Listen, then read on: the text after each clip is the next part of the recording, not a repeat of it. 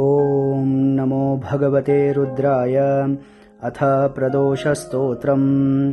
जय देव जगन्नाथ, जय शंकर शाश्वत, जय सर्वसुराध्यक्ष, जय सर्वसुरार्चित, जय सर्वगुणातीत, जय सर्ववरप्रद, जय नित्यनिराधार, जय विश्वंभराव्यय, जय विश्वैकवन्देश, जय नागेन्द्रभूषण, जय गौरीपते शंभो, जय चन्द्रार्धशेखर, जय कोट्यर्कसङ्काश, जयानन्तगुणाश्रय, जय भद्रविरूपाक्ष, जयाचिन्त्यनिरञ्जन, जय नाथ कृपासिन्धो, जय भक्तार्तिभञ्जन, जय दुस्तरसंसार सागरोत्तारण प्रभो। प्रसीद मे महादेव संसारार्तस्य खिद्यतः, सर्वपापक्षयं कृत्वा रक्ष मां परमेश्वर।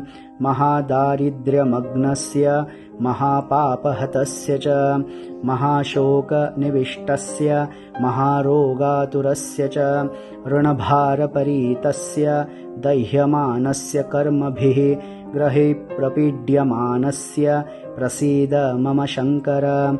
दरिद्रः प्रार्थयेद्देवं प्रदोषे गिरिजापतिम्, अर्थाढ्यो वाथ राजा वा प्रार्थयेद्देवमीश्वरम्।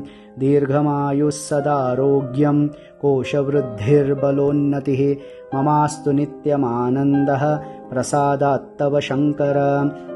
शत्रवः संशयं यान्तु, प्रसीदन्तु मम प्रजाः, नश्यन्तु दस्यवो राष्ट्रे, जनाः सन्तु निरापदः।